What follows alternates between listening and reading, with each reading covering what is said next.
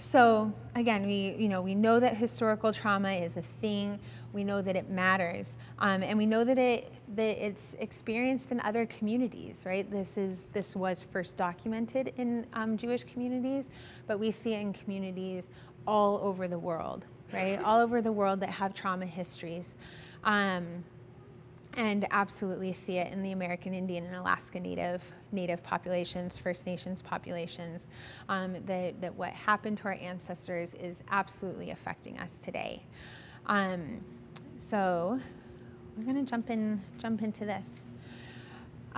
So one of my favorite social workers is Maria Yellowhorse Braveheart. She's Oglala, and she has done some really amazing work when it comes to historical trauma and unresolved grief. And one of the things she's done is broken down historical trauma into these 6 phases, like these 6 time periods. And for this stuff, when we think about, so like for right now, those of us having babies right now, like my generation, we are the 7th generation after first contact, okay?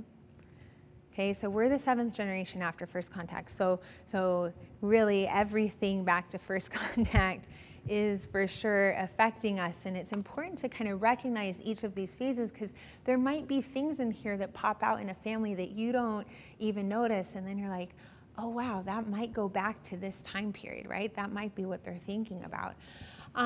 So the first phase is first contact, right? So this is that Native people were here in the United States and Canada, right? Doing our thing, okay? It wasn't all awesome. That's one thing that's really important to recognize too. You know, for a lot of times with communities with trauma histories, and really even like individuals, I see this a lot in individuals, we tend to idealize a time that came before us, or idealize the past, right?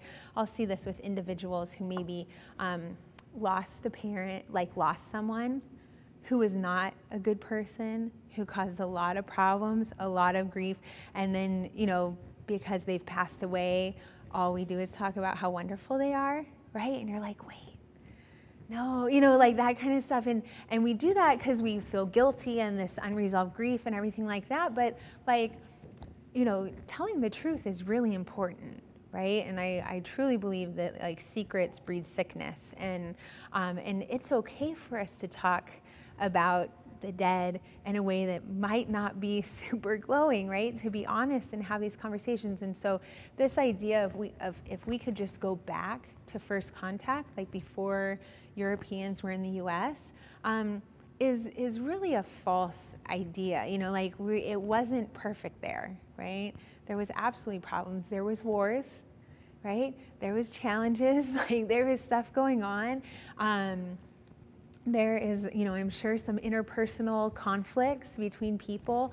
It wasn't always perfect, but what was happening is things worked, right? Things worked, and we had a life, right? We had a community, we had a system, and things were working well. And in general, people had what they needed, and everything was fine. And then just instantly that changed, right, with first contact. It was instant. And during this time, we did see like a shock to a life system, right? I think about how incredible it would be to all of a sudden realize that there are people that live outside of your world, right? I just can't even imagine how shocking that would be. Everything you knew to be true is now false.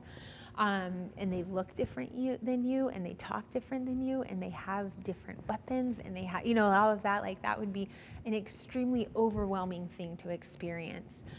So we saw that life shock.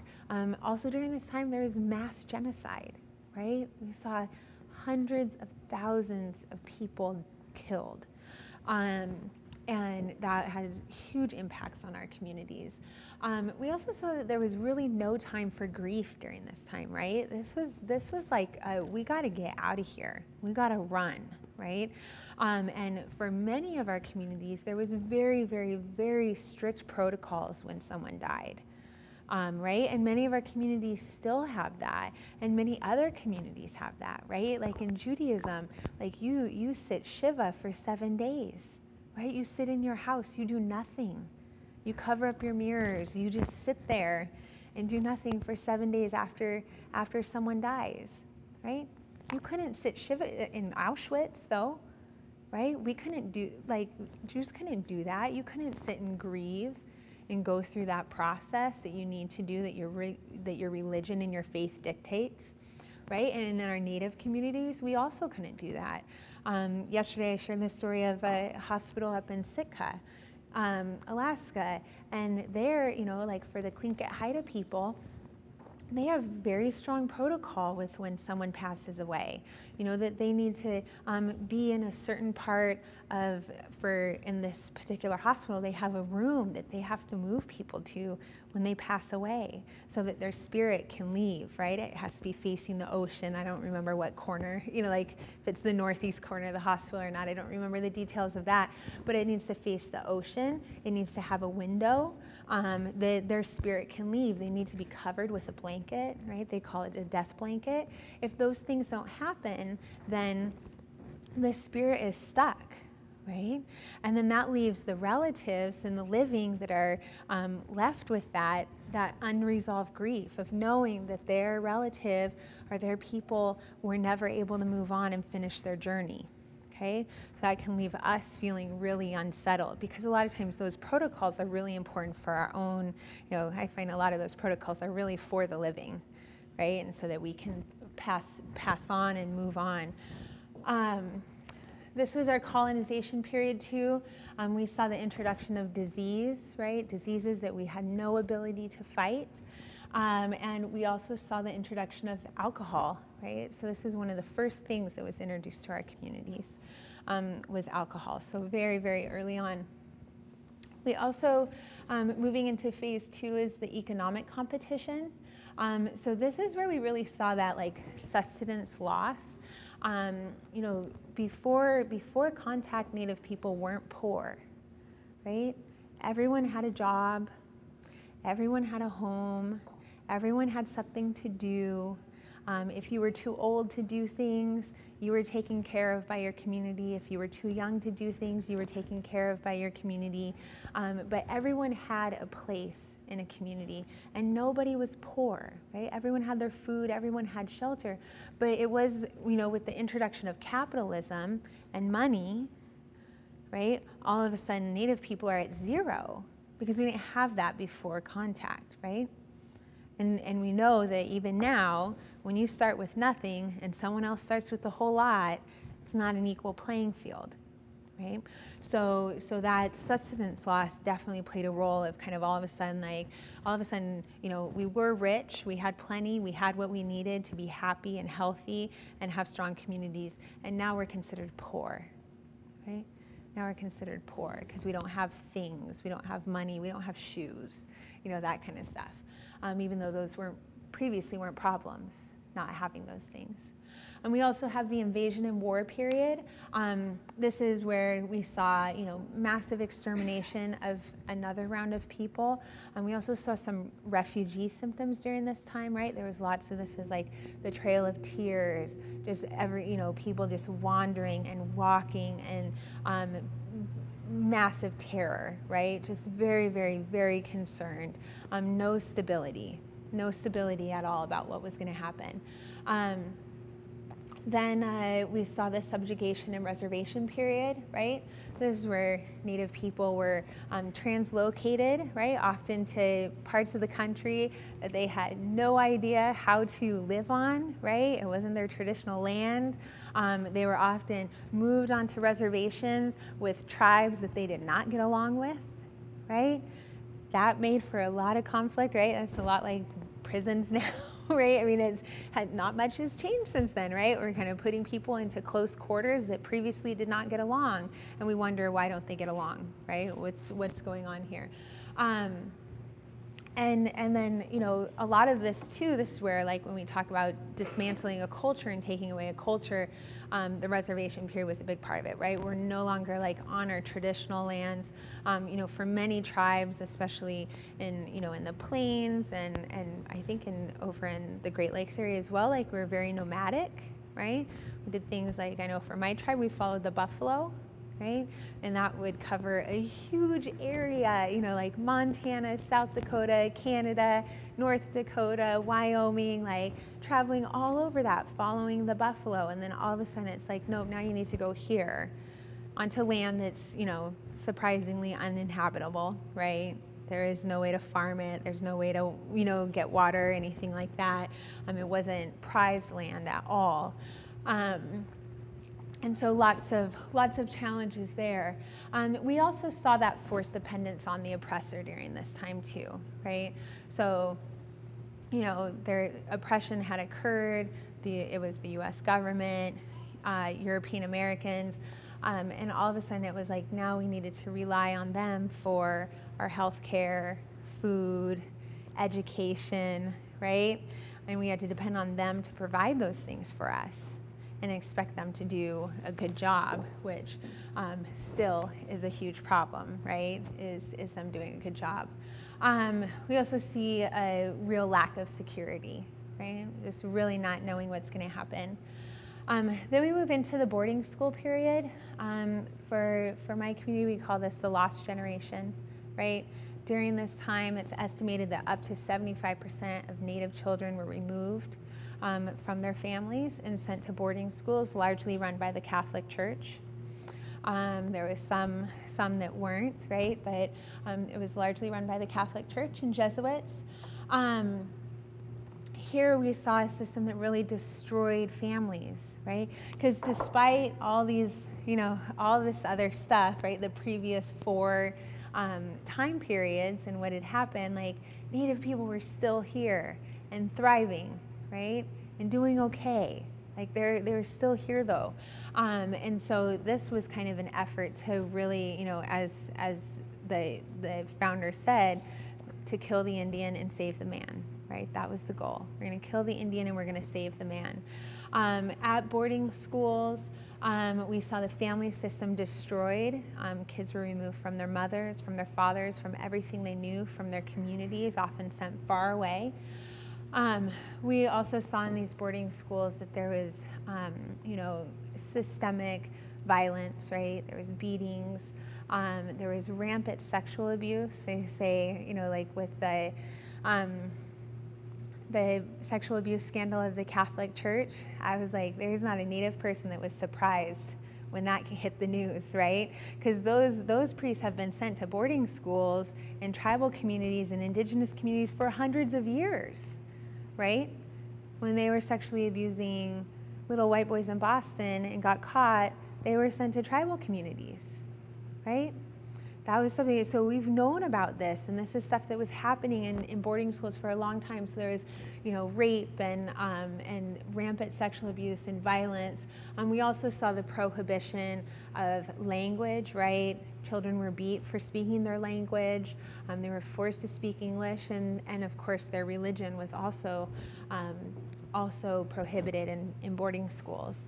So this had a massive impact on our mothers, right, and our ability to mother, and really institutionalize, moved traditional Native parenting to an institution, right?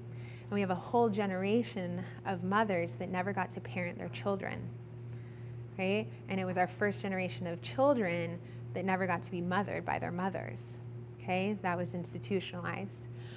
And then we also have the forced relocation and termination period. This is where we saw, you know, a transfer to urban areas. A lot of Native people leave their tribal communities, move to urban areas, where they were kind of, you know, the idea was forced assimilation again, right? Kind of move to these communities. They won't be able to find each other. They'll just like mix in with everyone else, and that Indian problem will be solved. We saw the prohibition of religious freedom, right? So Native people, again, were unable to practice their religion. Massive racism, right? Viewed as second-class citizens. And we're still really stuck in this time period. Like, that's not much has changed from where we are. And then that loss of government system and community, right? When they terminated tribes. So then when we look at kind of like, what does this mean then, right? How does this relate to breastfeeding and parenting and the impacts of our families? And the thing is that there is a response to this, right? When a community goes through those things, we're going to be impacted by it, and we're going to respond in a certain way. So the historical trauma response is a constellation of features in reaction to massive group trauma, right? So these are things that we see on a large scale that a community exhibits based on their experience of themselves and the ancestors and their relatives that came before them. So some of the things that we'll see is unsettled emotional trauma, right? So folks might not be able to say, I feel depressed, or I feel anxiety, or I feel this, but just something doesn't feel right, right? They never feel settled. They never feel secure. They never feel safe, right? Just something's off and always waiting. We see high rates of depression, right? High rates of depression in Native communities. Again, that can be exhibited differently, right? In women of color, especially women of color, but people of color than it might be exhibited in other folks, right? And this is where like traditional, and I don't say more mainstream, screening tools will often miss depression or anxiety in women of color, right? Or Native women, because, this whole idea of like, no, I can't actually sleep for 16 hours a day, right? Like that's just not possible to do. Where for someone else, that might be possible to do, right? Because they have a lot more resources and are able to do that. We also see high rates of PTSD, or post-traumatic stress disorder. I call it post-traumatic colonialism disorder. One of my life goals is to get that in the DSM as something that we can actually be diagnosed with. Or post-traumatic slave disorder is something that's often talked about in the Black community. We see high mortality rates, right? So not only are babies dying when they absolutely shouldn't be dying, but we see our adults dying sooner than they need to be. They're dying more painful deaths.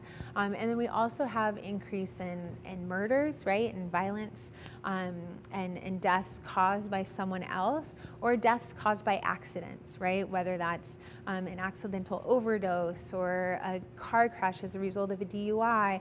Like there's a whole lot of accidents that might be happening as a result of substance abuse or something else that's going on. Of course, high rates of alcohol abuse.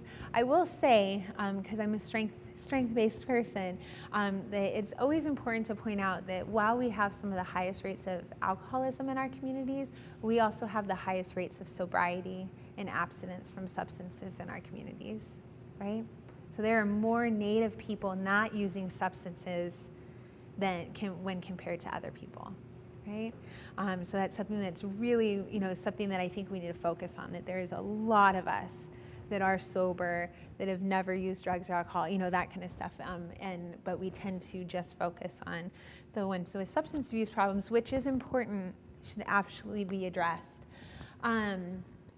We also see higher rates of child abuse and domestic violence. And then the vitality of our own life seen as a betrayal to our ancestors who suffered so much, right? This is where we might see someone who is successful, right? Doing well, but they feel really bad about it, right? They feel guilty that things are going well, right? And this is where I think a lot of self-sabotage happens, right? When we see families that are doing so well, they've come so far along, and then all of a sudden they just like make that terrible choice, right? That we're just like, why did they do that? They were doing so well, right? That's why, okay? Because sometimes suffering is important. Sometimes suffering is the only way we can identify with the people that came before us, right? Or our relatives, okay? So that vitality of our own life as being seen as a betrayal to our ancestors is something that's really important, right? Being successful and being healthy comes with a burden, okay? It's not all fun, fun times. There is a burden that a lot of times we carry with that's important to address. So what does this mean for parenting? We see a disempowerment of our roles in sacredness as women and children. Again, we completely devalue the role of being a mother, right? Being children. As a community, we don't necessarily see that as a whole, right? Of course, individually, and probably those of us in this room understand how important women and children are. But as a whole, this isn't something that our communities are saying, like our mothers and children are everything, where traditionally they absolutely were, right? Traditionally, the men in our community knew that they were nothing without women and children, right? So that's something that we don't necessarily see on a large scale now. We see a devaluation of our traditional native parenting and removal of our basic rights to raise our children in our own ways. You know, when we talk about traditional parenting and what that looks like, we don't know a whole lot, right? We can a lot of times just guess. Things that we know weren't a part of a traditional parenting, though, is violence. Right? There's absolutely zero evidence that prior to boarding schools, prior to first contact, that Native people hit their children, were violent with, you know, beat their wives, right? We have no evidence that. We don't even have language to, you know, in our traditional languages, we don't even have language and words to describe disciplining children violently, okay? So we know we didn't do that. We also know traditionally we did breastfeed, right? Those kinds of things happen, that mothers mothered their babies. I mean, I think for that, I mean, it's so important to point out, because there is like absolutely families that don't want any more kids, right? And when I think, I mean, this also can get into like controversial territory, but I will say that we have always had ways of controlling our birth, right? Like this is not, like this idea of not using birth control was something that was largely introduced to our communities through churches that don't believe in birth control, right? And you know, that kind of stuff. And but I mean, there's absolutely evidence for hundreds of years that we were, you know, using something to control birth. We knew how things work. There's also a long history of evidence of abortions or terminating pregnancies when we didn't want them, well before like modern medicine did that. And so I think, you know, there's a lot to unpack with it. You know, for you, and this is something I kind of talked about in the last session, is the main thing is that we're giving families the information, right? All we can do is give them the information to make the best choice for themselves, right? And sometimes that choice might be like, we know it's not right, like we know it's not gonna work out, we wish they would choose something different, but all we can do is give them the information, you know, to make an informed decision and then support them in that. And that is really important for like building rapport and connecting with families too. And then maybe the next time around, like they'll be a little more open to, you know, certain things. But, you know, I'd say like for you and anyone in particular, like that's what we can do, right? We can give the information, we can tell it like it is. We shouldn't have to candy code anything, right? Like we do have to be pretty straightforward with talking to families, but that's pretty much the best we can do. And we can hope that, you know, sometimes they make a different decision, but sometimes they don't, and we have to be there and willing and ready to catch them when they fall, right? Because that's the main thing that we learn, is that a lot of times this information is withheld, right? It is withheld, especially I find like in communities of color, is like we sometimes, especially when it's providers that are not from that community, like we are nervous about stepping on toes or doing something wrong, and so then we just like won't provide information for fear of doing that, and we can't, you know, that's a tough place to be in, and I recognize how complicated that can be, but we have to give the information, and a family will make the best decision for them. And so I think like mom to mom, like it is a great time to talk about that, right? Because when we're sitting around and doing our thing, like that's when we can bring it up. You know, sometimes things like presentations, just like opening it up, you know, that information can be helpful too. You know, if you have like a Mother's Tea or like a Mother's Day celebration or something like that, you know, have a topic be on, or a talking circle, right? Like on, how trauma or trauma histories affect how we parent and challenges that we have, right? Those things can come up, and in a talking circle, those come out, right? After the second, third, fourth mama talks, like everyone's like, yeah, been there, right? We've done that. So for sure. It depends. So in those cases, yes. Like, well, in the jaundice baby, it was you go to the hospital now. Like, that's your option, right? That's your option. I'm a social worker, right? Like, you're gonna go to the hospital now, and I called the hospital to ensure that they showed up, right?